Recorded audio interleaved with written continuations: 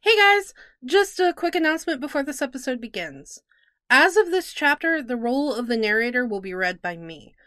Due to real-life circumstances, our narrator was unable to complete the project and had to back out. Also, due to the fact that he was a last-minute recast, I do not have any recordings for him past Chapter 1, and at the time of the first upload, he believed he would be able to complete the project. Considering that Pastaween is already well underway, and with the time constraints of our upload schedule, I decided not to put the stress of taking this role on another voice actor, as it needed to be done quickly, so I took the role myself. I hope that this is not too jarring a change and you can still enjoy the story as it continues from this point onward. Also, out of respect to the original narrator, I will not be re-uploading the first chapter with my narration, as I believe his amazing work is still worth hearing. Thank you so much for your understanding. Now, on with the show. I've heard it said the oldest and strongest human emotion is fear, and the oldest and strongest fear is the fear of the unknown. Speaking from my time playing the Midnight Game, I can safely say this is true. None of us knew what had just happened to Carlton, nor did we want to know. Just looking at his gaunt face was enough to send a chill down my spine, and the voices were still speaking in unison. 1 down, 4 left. They were chanting it over and over. I put my hands over my ears, trying to blot it out. Then my candle went out. I immediately tried to relight it when I felt a hand touch my arm. I glanced up instantly to find myself looking into Josie's face. It was covered in panic as she pointed to the door.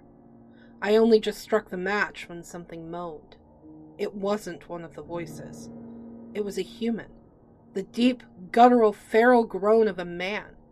The voices ceased chanting. Interesting. It would appear someone else is here, not a player of the Midnight Game. There were a few seconds of silence, a clink of glass from the door. Benny, Greg, Josie, and I all looked at it. An empty bottle was rising slowly into the air, suspended by invisible hands that left pencil-thin markings in the dust. Run. Then the bottle lurched up into the air before violently dropping onto the floor. It shattered, glass sparkling in the moonlight. A feral scream followed instantly. I barely remember grabbing my candle and booking it out of the cell. Josie was the first out the door, and I trailed behind her. We both jointly pushed the wheelchair out of the way, and it landed on its side with a loud crash as part of it cracked. The glass shards cracked under my shoes and that of my friends. Heavy footsteps were thundering down the hallway toward us, while a horrific screaming accompanied it. I struggled not to yell and scream in panic. Somehow, none of my friends did either. Josie and Greg were sprinting down the hall in front of me, not caring to look back. I wanted to call out and beg them to wait up, but the heavy breathing next to my ear made me pause. I glanced over my shoulder to find Carlton's gaunt, pale face following me. His white hair contrasted against the darkness around us.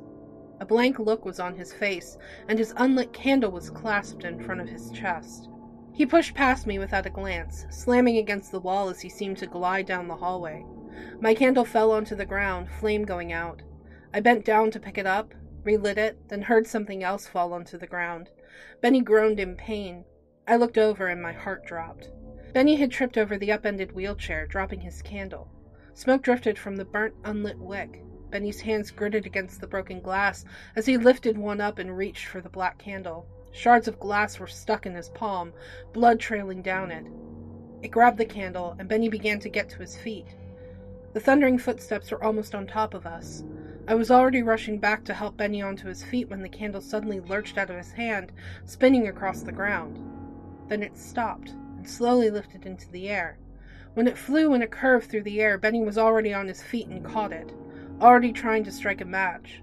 I stared with wide eyes as the footsteps began to round the corner at the very end of the hallway. No, he's not supposed to. Rules are to be followed, not bent. In the moonlight at the end of the hallway, a massive, towering figure lurched into view, head a bush of hair. The feral screams became the howl of an animal. I raced forward, grabbed Benny by the arm, and began dragging him forward. He shook me off, and then fell into step behind me. Behind us, the howling was getting closer. The hallway split into 3 different directions at an intersection, not including the one we were already in. I glanced at Benny and pointed my finger to the right, then at him, still running. We were so close Benny didn't need to be told twice what to do. The instant we reached the intersection, he took the right, and I turned to follow him. I slipped on a bottle, almost falling to the ground before I could steady myself. Benny paused, watching with wide eyes, and turned, about to help me, when I held up a free hand. The howling was almost on top of us. Without thinking, I began running in the opposite direction. I looked back once to see Benny watching me go with a pained expression before he ran in the other direction. Then his form was obscured by a hulking figure which howled at me. He chased me through the asylum, relentless in his pursuit.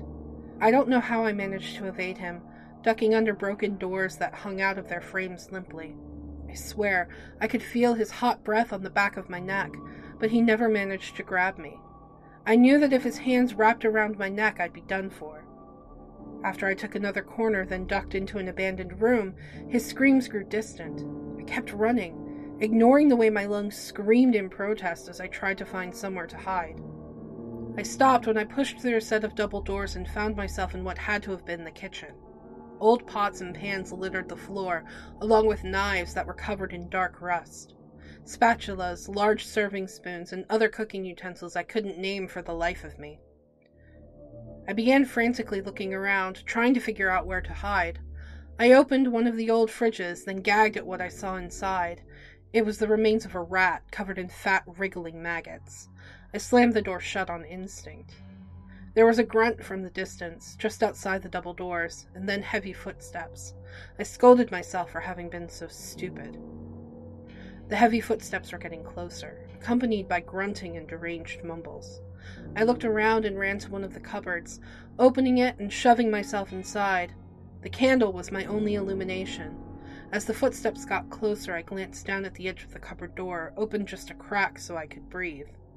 Light from the candle was spilling out of it. Without thinking, I blew out my candle and hunched into the cupboard, already digging into my pocket for the matches. Then the doors burst open and I froze.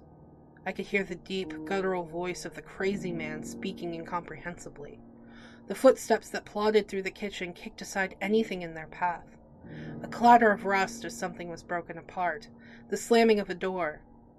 Discomfort crept into my body as I crouched inside the cupboard. My back ached. The footsteps continued to creep throughout the kitchen. Glass crunched close to me, and I cupped a hand over my mouth to stifle my gasps. Smoke drifted upward from the long, thin candle in my other hand. The footsteps came to a stop directly in front of me, and a shadow was standing in front of the cupboard door. The unintelligible mumbling from directly in front of me carried a distinct tone of menace to it. Unhinged, I should say. When something shuffled, the shadow moved. Just under the crack I could see the bare, filthy foot of a man with yellow, fungus-infected toenails. Then the other foot came into view, and both feet turned, coming to a stop directly in front of my cupboard. The mumbling was replaced by a long, deep sniff. Then something banged on top of the cupboard. I bit my tongue so hard it began to bleed. Another bang above me, and several more poundings. The man was battering down, howling with rage. Tears began to roll down my face. I was going to die here. Then the battering stopped, as did the howling. I listened closely as I heard a metallic squeak followed by a door slamming shut. The feet with yellow claw-like toenails shuffled away. I waited until I heard them growing faint, the unintelligible mumbling fading with them. I pulled out my matches, lit one, and held my candle steady as I put the flame to the wick. I breathed a sigh of relief when a burning flame was now on top of it, then blew out the match. Then slowly the cupboard door opened, coming to a stop when it was halfway from me.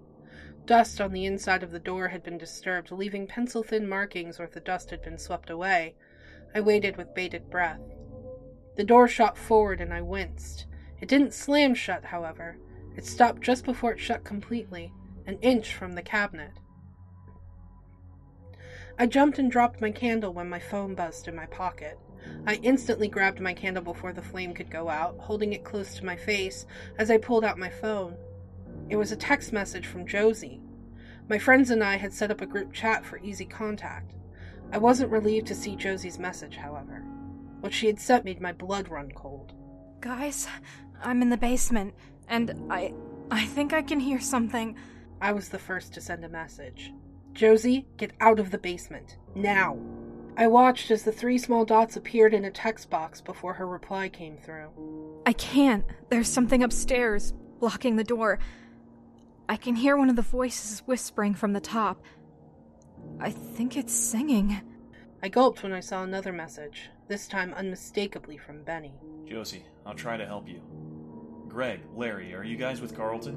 Greg answered first. I thought he was with one of you guys. My heart skipped in my chest. Guys, Carlton isn't with me. There wasn't any text box with small dots for a few seconds as that settled in. Just when I saw Benny begin typing, it happened. There was a sharp scraping sound like stones were being dragged along a metallic ground. The asylum began to shake and lurch, not like an earthquake was happening beneath our feet. This was different. Felt like the asylum was moving. A voice spoke, right next to my ear. They are stirring. Then Josie sent another message. Guys, something's wrong down here. Something's really wrong. I'm not alone. I'm scared. I can hear something screaming. I don't think it's human. Damn it, Benny! Why'd you convince us to play this game? Benny was just beginning to answer when the shaking stopped. Outside the cupboard, a dull green light was oozing in through the crack. My phone buzzed and I checked the new message. It was from Greg. Guys, I'm looking out the window and I don't think we're on Earth anymore. Thank you so much for checking out today's video. A huge thank you to Zachary Scott, Eric L., Ryan Booth, GamerGirlCat94, Safe by Voice, Hana Uta, Mysterious Torua, and Mattingham for helping me out today. If you missed the last episode and want to catch up, click that box on the left. Or, if you'd like to see something a little different, click that box on the right to check out our latest Let's Voice Act series. Thanks for watching! Stay creepy, everybody.